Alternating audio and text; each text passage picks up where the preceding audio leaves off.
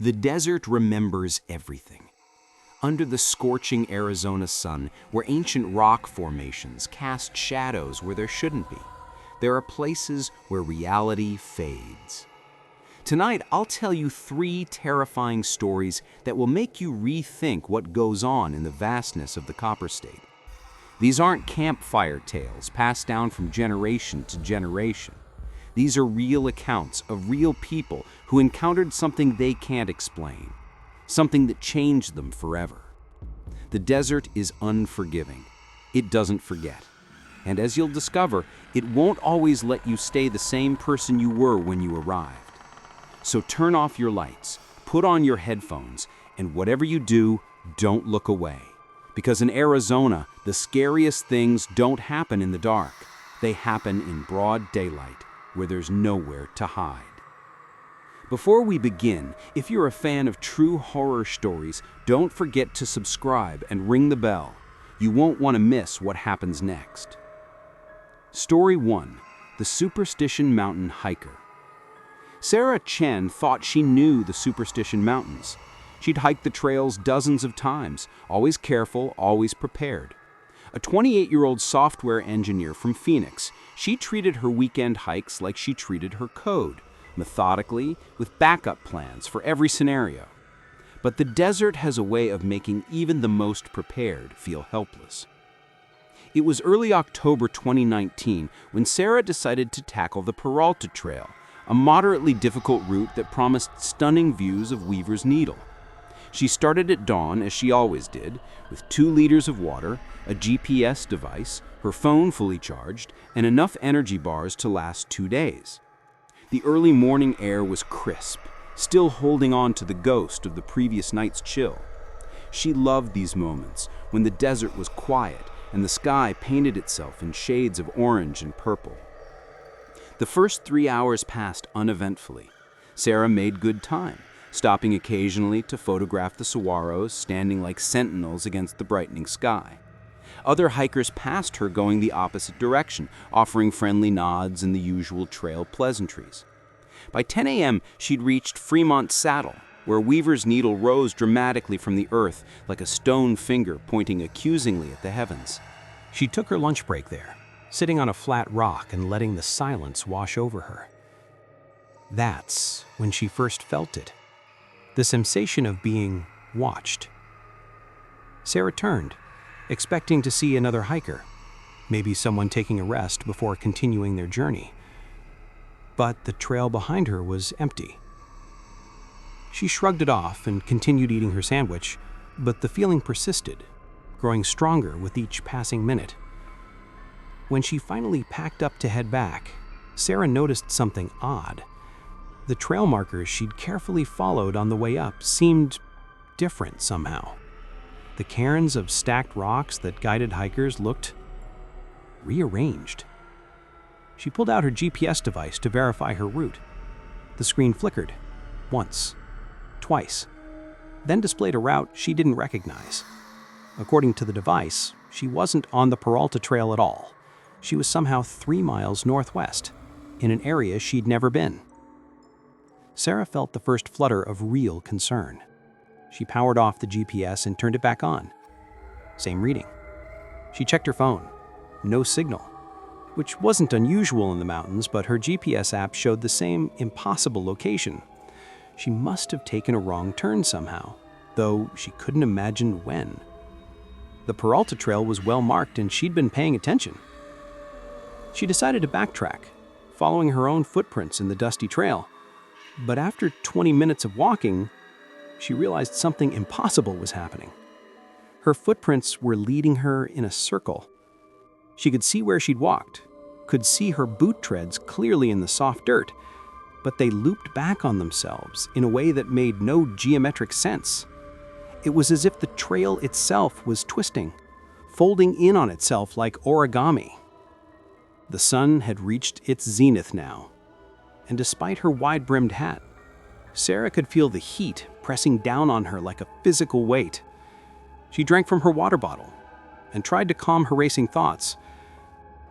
There had to be a logical explanation. Maybe she was suffering from heat exhaustion, Or maybe the altitude was affecting her perception. She sat down in the shade of a large boulder and closed her eyes, focusing on her breathing. When she opened them, she wasn't alone. Standing about 30 feet away, perfectly still on the trail ahead, was a figure. At first, Sarah thought it was another hiker, and relief flooded through her. She stood up, raising her hand to wave, but the figure didn't move, didn't respond. As Sarah's eyes adjusted to the glare, she realized why. The figure had no face. Where a face should have been was just smooth, blank flesh, the color of sunburned skin. Her blood turned ice. She blinked hard, certain she was hallucinating. But when she opened her eyes, the figure was closer. It hadn't walked. It hadn't moved in any conventional sense. It was just closer, as if reality had skipped a frame. Now she could see more details. It wore clothes that looked old, maybe from the 1940s or 50s. A faded work shirt and dusty trousers. Its hands hung at its sides, fingers too long, too thin. She ran.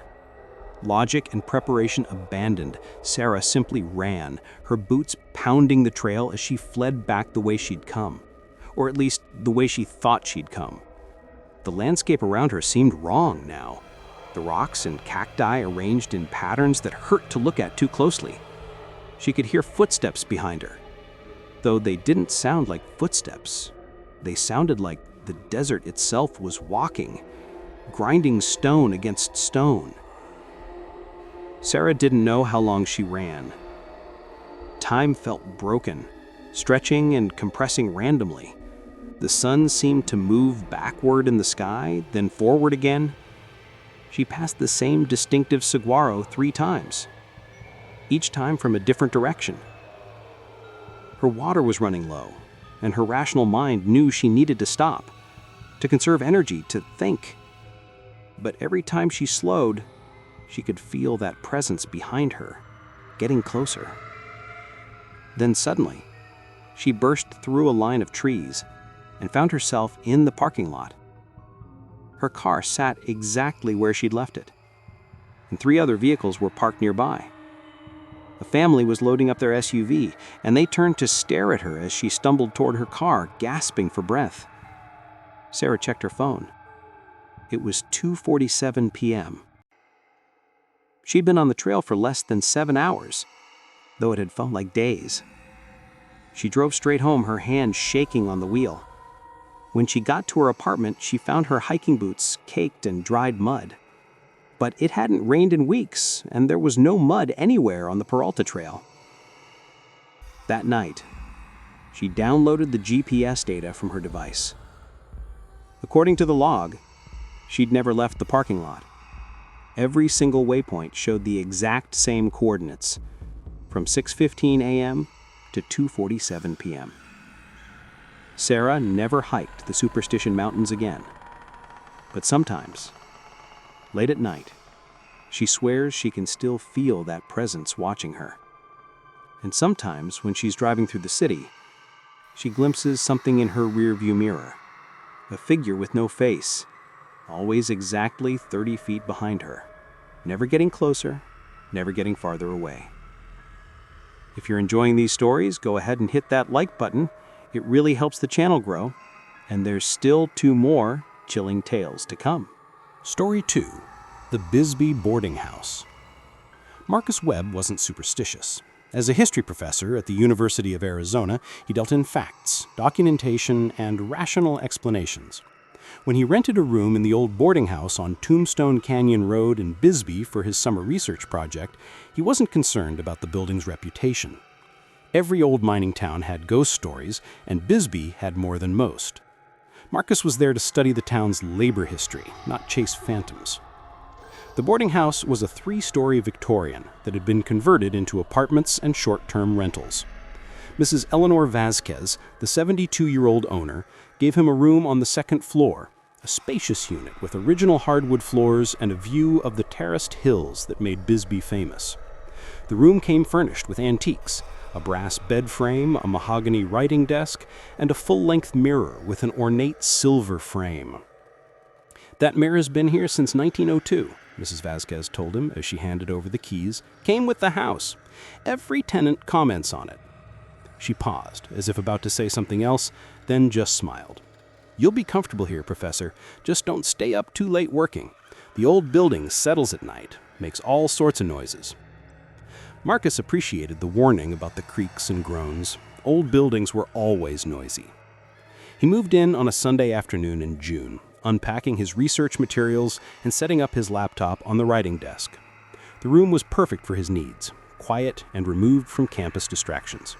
He planned to spend 6 weeks going through historical documents at the Bisbee Mining and Historical Museum, then write up his findings before the fall semester began. The first week passed without incident. Marcus fell into a comfortable routine. Breakfast at Dot's Diner, research at the museum till 5, then back to his room to write and organize his notes.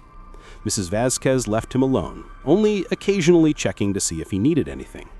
The other tenants were equally unobtrusive. He barely saw them. It was on the 8th night that Marcus first noticed the mirror acting strangely. He'd been working late, typing up notes from his day's research, when he glanced up and saw his reflection.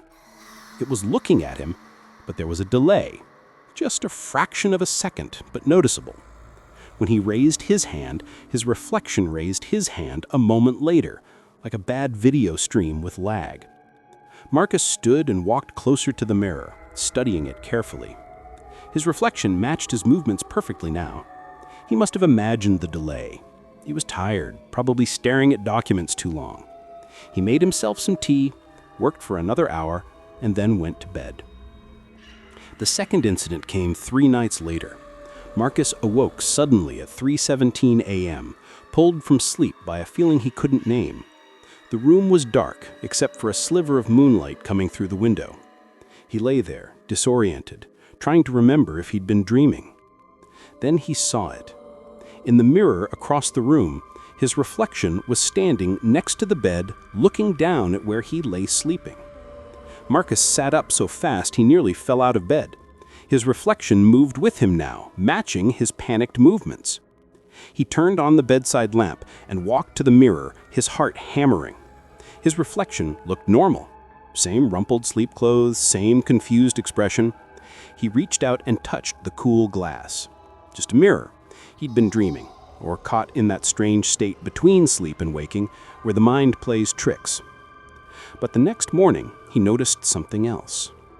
In one of the photographs on his desk, a picture he'd taken of the room when he first arrived, the mirror showed a reflection. But it wasn't his room reflected in it. It was a different room, with different furniture. The image was unclear, but he could make out what looked like an old-fashioned wash basin and pitcher on a nightstand. He checked the mirror.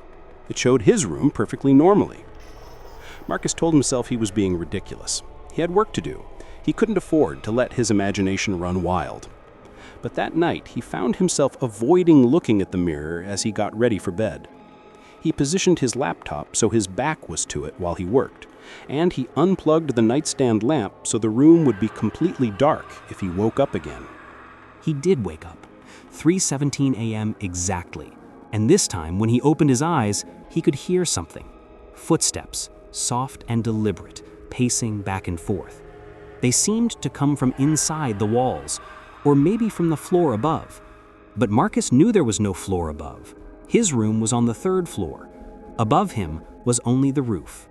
The footsteps continued for exactly 5 minutes, then stopped. In the silence that followed, Marcus heard something else. A woman's voice, humming a tune he didn't recognize. It was old-fashioned sounding, the kind of melody his grandmother might have known. The humming came from the direction of the mirror. Marcus didn't turn on the light. He didn't want to see. He pulled the covers over his head like a child and lay there, every muscle tense, until dawn crept through the window.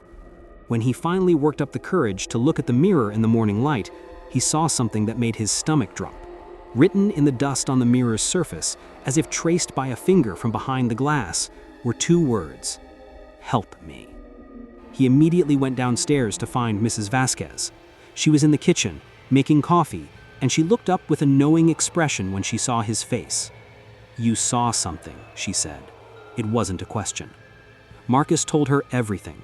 She listened without interrupting, then sighed deeply. "I should have warned you properly.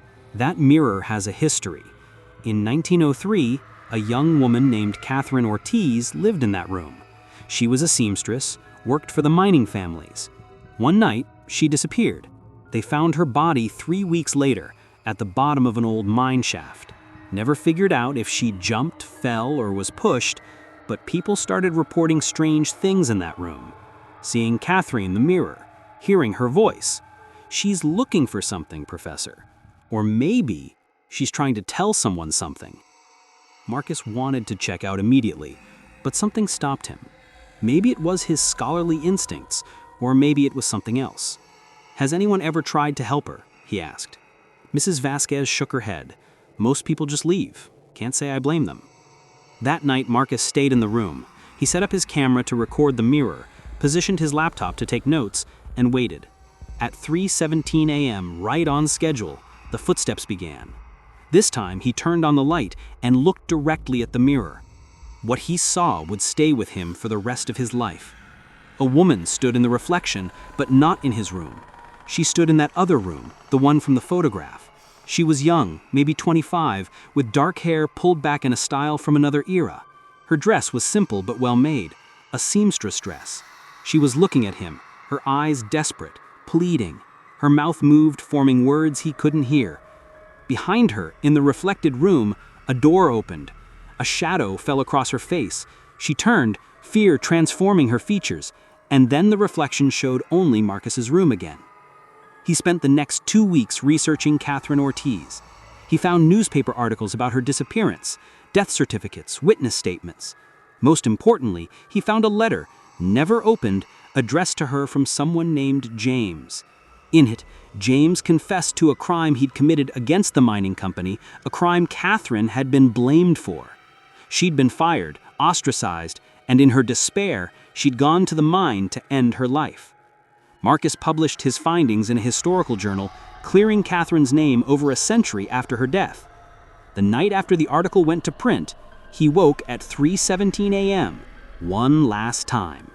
The mirror showed his reflection, normal and ordinary, but written in the dust, in that same finger-trace script, were 2 different words: "Thank you." He never saw Catherine again, but sometimes, late at night, he swears he can still hear that old-fashioned humming, faint and far away, like a memory of a memory. And in his dreams, she's smiling. We're not done yet.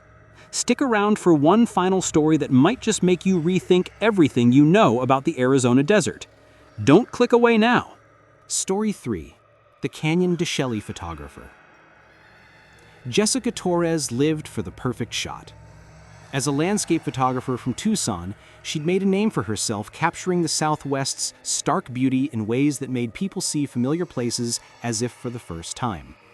Her images had appeared in National Geographic, Arizona Highways, Sunset Magazine, Outside Magazine, and galleries across the country from Santa Fe to San Francisco. She'd won 3 Southwest Photography Awards, a Lucy Award nomination, and had prints hanging in the Tucson Museum of Art. Her Instagram had over 200,000 followers who waited eagerly for her next post. She'd built a career doing what she loved, turning her passion into a sustainable business that let her spend most of her time outdoors with her camera. She'd photographed every major landmark in Arizona with an artist's eye and a perfectionist's attention to detail. The Grand Canyon at sunrise when the light turned the rocks into liquid gold. Monument Valley under storm clouds that looked like the sky was tearing itself apart. Antelope Canyon when the light beams came down like something divine, turning the Slot Canyon into a cathedral. Sedona's red rocks at every time of day and every season. The Chiricahua Mountains, where the balanced rocks looked like giants had been playing with building blocks. But Canyon de Chelly had always eluded her, and that failure gnawed at her. It wasn't for lack of trying. She'd made 3 previous attempts to photograph the canyon, but each time something had gone wrong. The first time, her permits had been denied due to a bureaucratic mix-up. The second time, a late summer monsoon had made the canyon floor impassable. The third time, Her guide had canceled at the last minute due to a family emergency. It had started to feel personal, like the canyon didn't want her there. But Jessica wasn't superstitious. She was persistent. Located on Navajo Nation land in northeastern Arizona, Canyon de Chelly was sacred ground, had been for thousands of years. The ancestral Puebloans had lived in its cliff dwellings centuries ago, and the Navajo people still consider it one of their most important spiritual sites. Jessica respected that deeply. She'd read everything she could about the canyon's history and cultural significance. She'd obtained proper permits through the proper channels, hired a Navajo guide as required by tribal law, and planned her trip for late September 2021, when the light would be perfect and the tourist crowds would have thinned. This time, nothing would go wrong. Her guide, Thomas Begay, was a man in his early 60s who'd grown up on the floor of Canyon de Chelly. His family had lived there for generations, tending sheep and orchards, living in traditional hogans. He'd moved to Chinle for work eventually, but he still knew every rock formation, every ruin, every path through the canyon. When they met at dawn in the parking lot, he studied her with dark eyes that seemed to see more than just her camera equipment and expensive hiking boots. "There are rules," Thomas told her as they loaded her equipment into his dusty white pickup truck. His voice was serious, leaving no room for argument. "We stay on approved paths only. We don't touch the ruins. We don't remove anything, not even a pebble. And if I tell you we need to leave a place, we leave immediately. No questions, no arguing, no just one more shot. The canyon is old, older than you can imagine, and not everything that lives here appreciates visitors. Some things don't like being seen. Some things definitely don't like being photographed. You understand?" Jessica agreed readily. She'd worked in enough remote locations, enough culturally sensitive places to know that local guides weren't being superstitious or difficult. They were being smart. The desert had killed plenty of people who thought they knew better than those who'd lived there for generations. She'd seen memorials along trails, read stories of hikers who had ignored warnings, tourists who had wandered off marked paths. Respect and humility kept you alive out here. They entered the canyon at dawn, the truck's tires crunching on the sandy road that wound along the canyon floor. The rising sun painted the red sandstone walls in shades of orange and gold that shifted and changed with each passing minute. It was breathtaking in a way that stole Jessica's breath and made her hands itch for her camera. She'd seen hundreds of photographs of Canyon de Chelly, had studied them obsessively while planning this trip, but nothing prepared you for actually being there. Nothing prepared you for the scale of it, the way the walls rose 700 feet straight up on either side, striated with bands of color that recorded millions of years of geological history. Nothing prepared you for how the ruins of ancient pueblos clung to the cliff faces like swallows' nests, defying gravity and time. Thomas drove slowly, pointing out features as they went. "That's where my grandmother used to have her summer hogan," he said. "That's where the old trading post was before it burned down in the 50s. That's where a rock slide came down in '83, nearly killed 2 tourists who didn't listen when we said not to walk under loose overhangs." Each place had a story, a history, a reason for respect. Thomas took her to White House Ruin first, one of the best preserved and most photographed dwellings in the canyon. The trail to reach it was the only one in Canyon de Chelly that visitors could hike without a guide, which meant Jessica had seen thousands of images of it. But she wanted to add her own vision, her own interpretation. She set up her tripod carefully, selected her favorite lens, and started shooting. She adjusted angles and exposures, trying different compositions, losing herself in the technical and artistic challenge that had always been her escape from everything else in life. The morning light was perfect, exactly as she'd hoped. It hit the ruins at an angle that brought out the texture of the stone, the layers of construction, the small details that most people missed. She took establishing shots, then moved closer for details. Ancient handprints on the walls, left there centuries ago by the people who'd built these rooms. Wooden beams, original timbers, somehow still solid after 800 years in the desert air. Blackened ceilings where cooking fires had burned, where families had gathered, where children had laughed and played. Thomas sat in the shade of a large cottonwood tree about 30 yards away, watching the canyon with an alertness that seemed unnecessary in such a peaceful place. But Jessica had learned to trust that kind of vigilance. Guides didn't get to be Thomas's age by being careless. "We should move soon," he said after about an hour and 15 minutes. "Lights changing, and there are better spots ahead." Jessica nodded, taking a few more shots, not quite ready to leave. That's when she saw it through her viewfinder. In one of the upper rooms of the ruin, a window opening that overlooked the canyon floor, a figure stood watching them. A person, perfectly still, framed in the dark rectangle of the window. She lowered her camera and looked with her naked eye, expecting to see another tourist who'd climbed up despite the restrictions. The window was empty. She raised the camera again, focusing carefully through her telephoto lens. The figure was there, clearer now. A woman in traditional dress, the kind she'd seen in historical photographs from the early 1900s. Long skirt, velvet blouse, heavy silver jewelry. The woman stood completely still, hands at her sides, watching. Jessica's hands trembled slightly as she adjusted the focus ring, bringing the woman's face into sharp relief. Jessica's blood went cold. The woman had no eyes, just smooth skin where eyes should have been, stretched tight over the sockets, the color of old bone. Her mouth was slightly open, and even from this distance, even through the lens, Jessica could somehow tell she was breathing, chest rising and falling, head tilting slightly, tracking our movement. "Thomas," Jessica called, trying to keep her voice steady, professional, not wanting to sound hysterical. "Is there someone up in the ruins? Someone who shouldn't be there?" Thomas was beside her in an instant, moving faster than she'd have thought possible for a man his age. "Show me. Don't point, just show me through your camera." She handed him the camera, and he looked through the viewfinder for a long moment. His face, weathered and usually calm, went very still. Then he lowered the camera carefully, as if sudden movements might draw attention. When he spoke, his voice was quiet but urgent. "We're leaving, right now. Don't take any more pictures. Don't look back at the ruins. Just pack your equipment and walk to the truck." "But I saw—" "Now, Miss Torres. I'm not asking." His tone left absolutely no room for argument. They packed up in tense silence, Jessica's hands fumbling with her tripod, nearly dropping her lens cap. Thomas kept his body between her and the ruins, as if shielding her. They walked to the truck at a measured pace, not running but not dawdling either.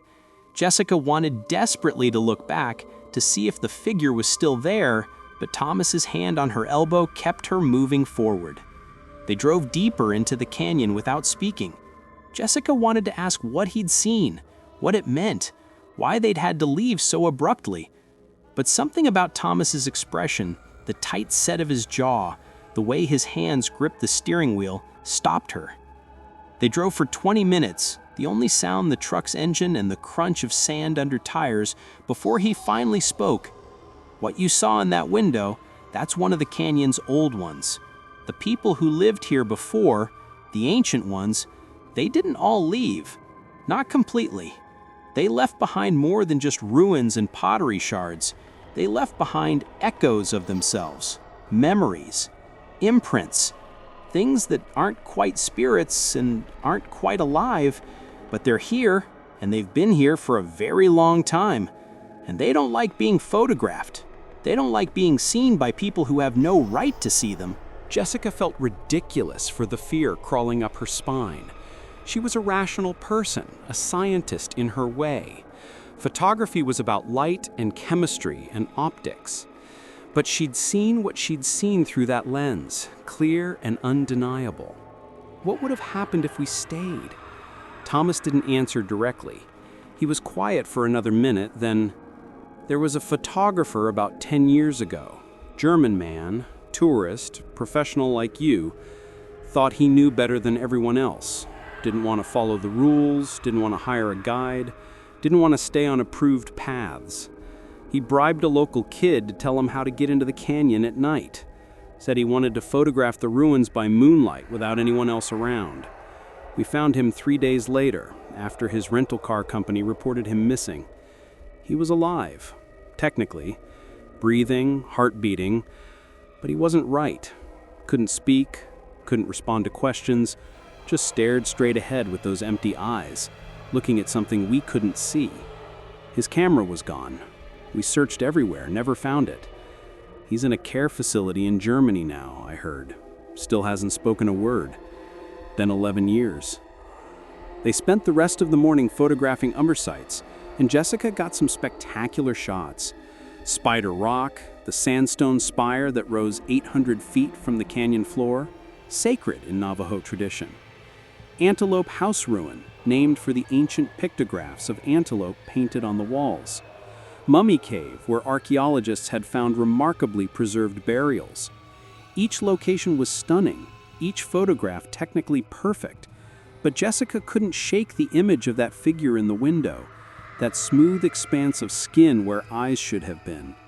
As the sun began to sink toward the canyon rim, painting the walls in deep crimson and purple, Thomas pulled the truck over at an overlook. "Last light's good here," he said, his voice less tense than it had been that morning. "Take your shots of the whole canyon. Just be careful what you point your camera at. Look through the viewfinder before you shoot. Really look, and if you see anything that doesn't belong, don't take the picture. Just move to a different angle." Jessica set up quickly, not wanting to miss the golden hour, that magical time when photographers dream. The canyon was spectacular from up here, a sweeping vista of shadow and light. The canyon floor stretched below them, the sandy wash cutting between walls that glowed like they were lit from within. The ruins were visible as dark marks against the cliff faces, ancient homes returning to the stone they came from. She took shot after shot, adjusting her position, changing lenses, working with the focused concentration that had made her reputation. She was reviewing her images on the camera's LCD screen, checking exposure and composition, when she noticed something odd.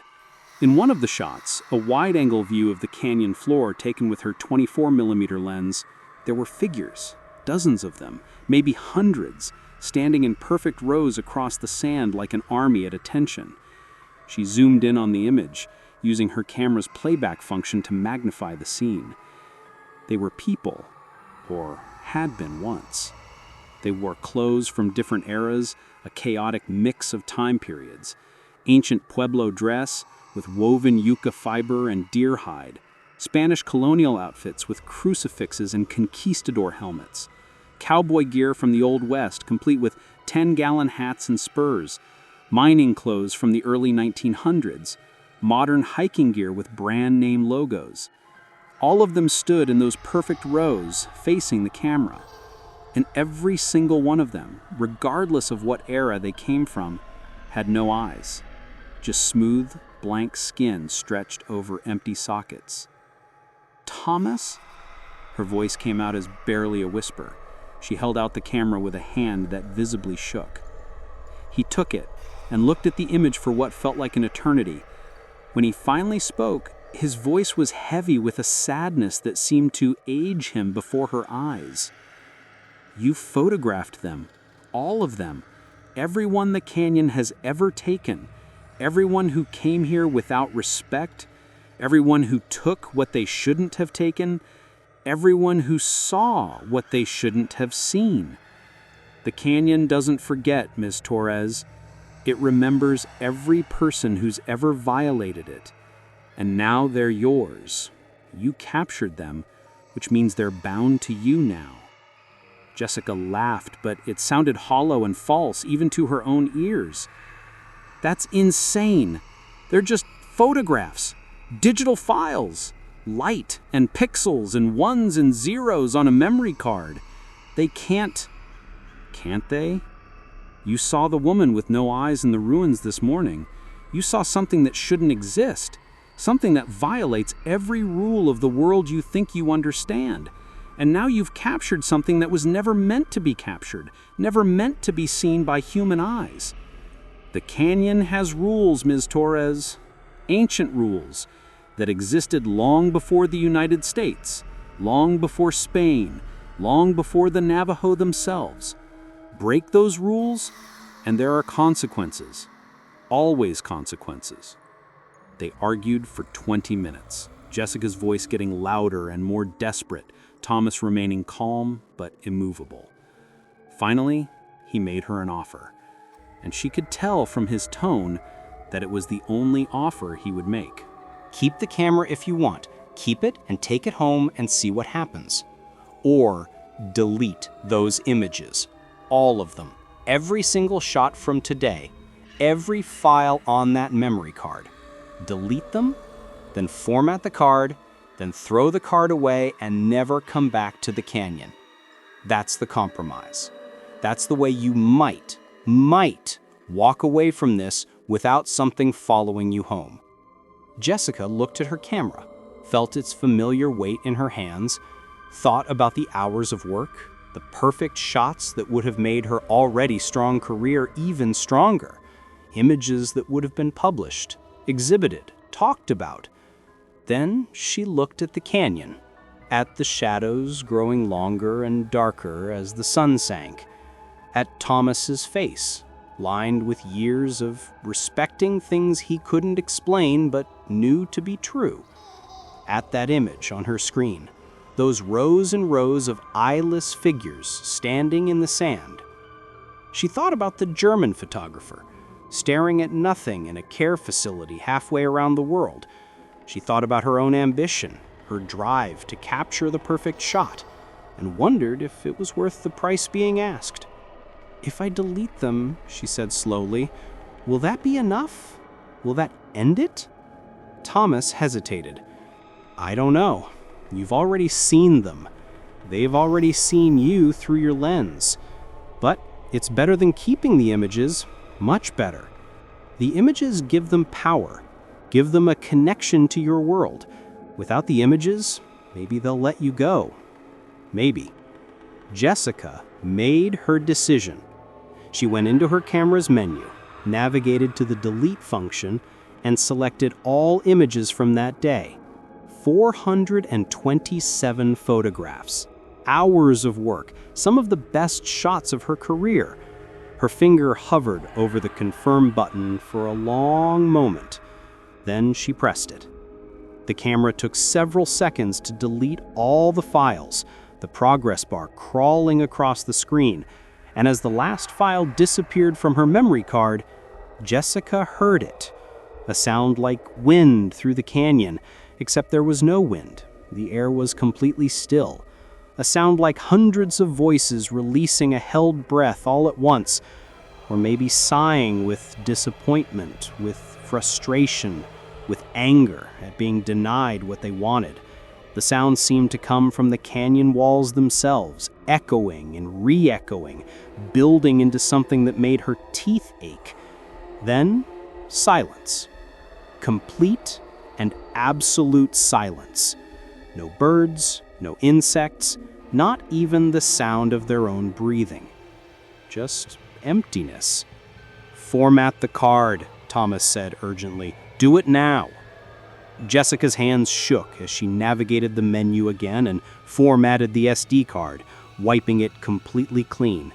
When it was done, Thomas took the card from her camera and threw it as hard as he could into the canyon. They watched it tumble through the air, a tiny rectangle of plastic and silicon disappearing into the shadows below. They drove out of the canyon in silence as darkness fell.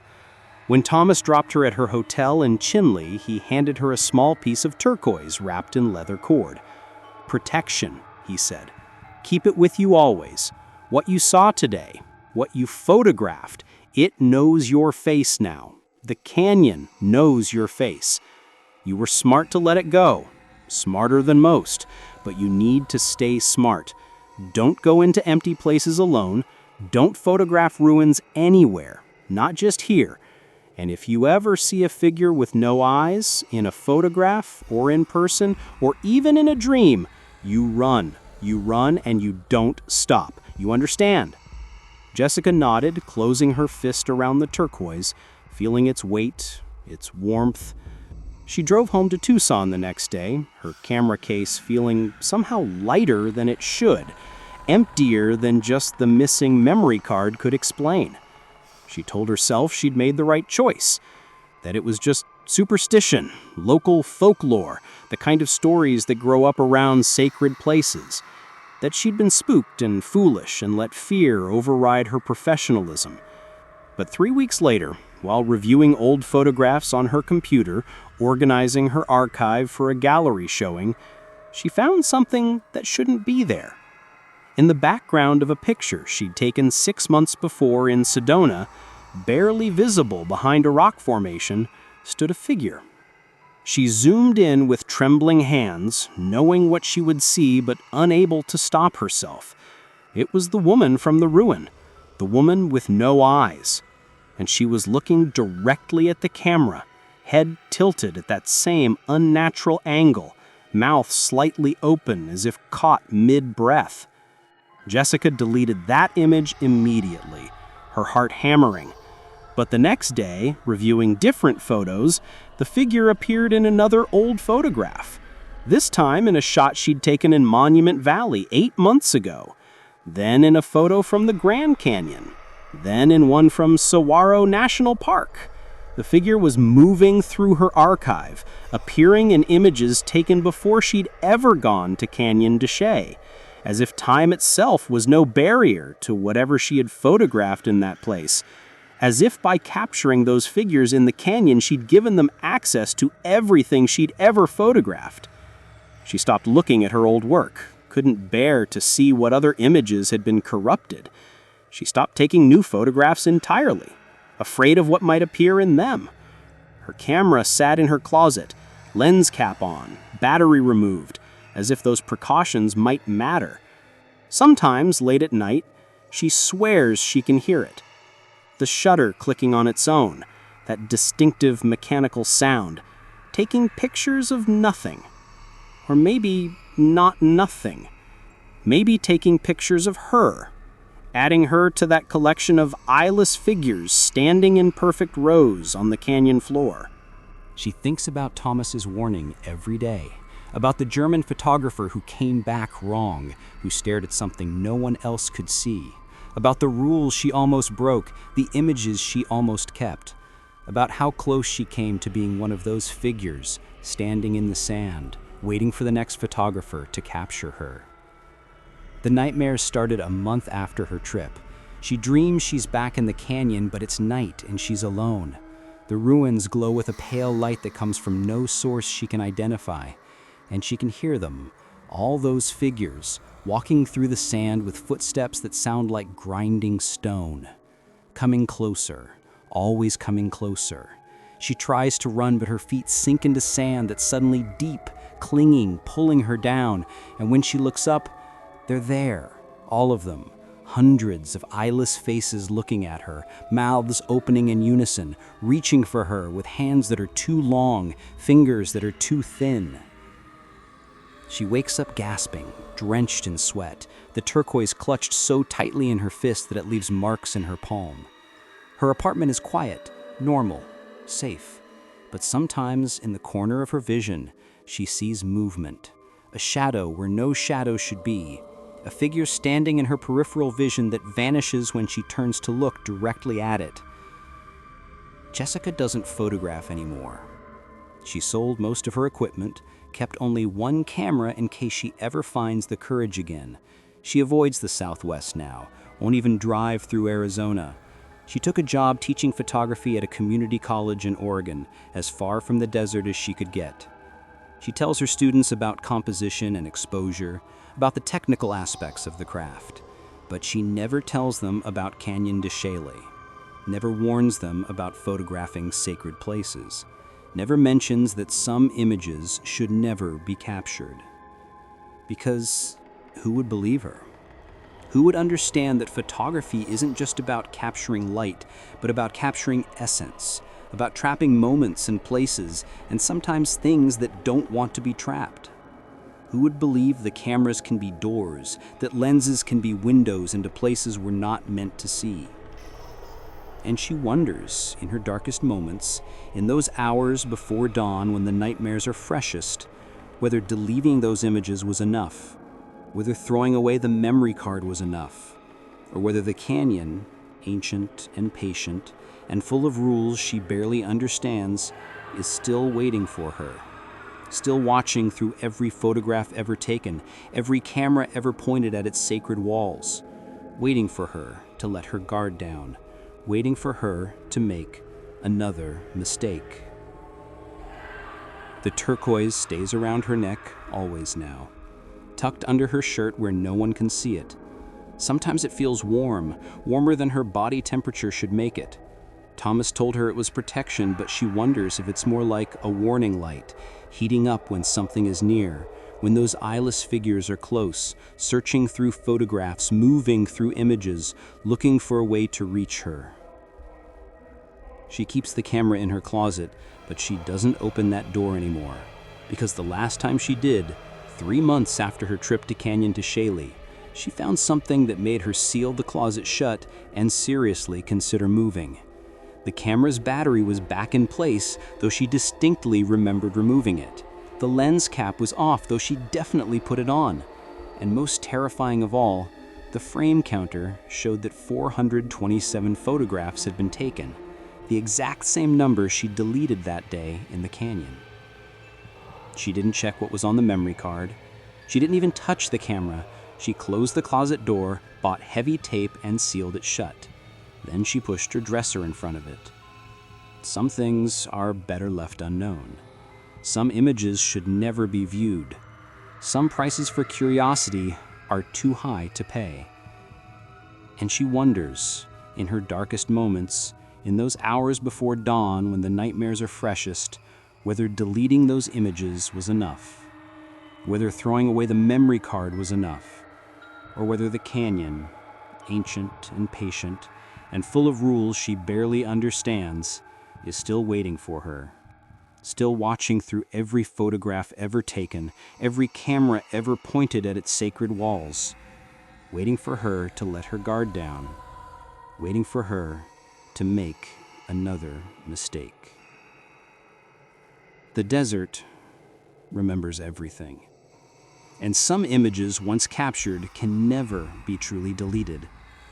They persist in the shadows of memory cards, in the corrupted data of hard drives, in the dark spaces between pixels, waiting, watching, hungry for the next person who thinks they can capture the sacred and walk away unscathed. Jessica Torres learned that lesson, but learning it and surviving it might turn out to be two very different things. 3 stories, 3 encounters with something beyond explanation. Sarah running through impossible trails, Marcus helping a ghost find peace, Jessica photographing things that weren't meant to be seen. All of them in Arizona. All of them real. The thing about Arizona is it's bigger than you think, not just in square miles, but in history, in layers of reality stacked on top of each other like sediment. The Hohokam, the ancestral Pueblans, the Spanish, the miners, the settlers, all of them left marks, and some of those marks are still bleeding. If you're ever in Arizona, hiking those trails, exploring those old towns, photographing those ancient ruins, remember these stories. Remember that some places have rules that aren't posted on signs, some presences don't show up on maps, and some things once seen can never be unseen. What would you have done in their place? Would you have kept running like Sarah, stayed and helped like Marcus, or deleted the evidence like Jessica? Let me know in the comments. And if you have your own Arizona horror story, I want to hear it. New videos every week exploring the darkest corners of America, the places where reality bends, where the past refuses to stay buried, where something waits in the spaces between what we know and what we fear. Until next time, keep your eyes open. But maybe, just maybe, don't look too closely at what you see. Subscribe, like, and leave a comment below. I read every single one, and your stories might just become the next video.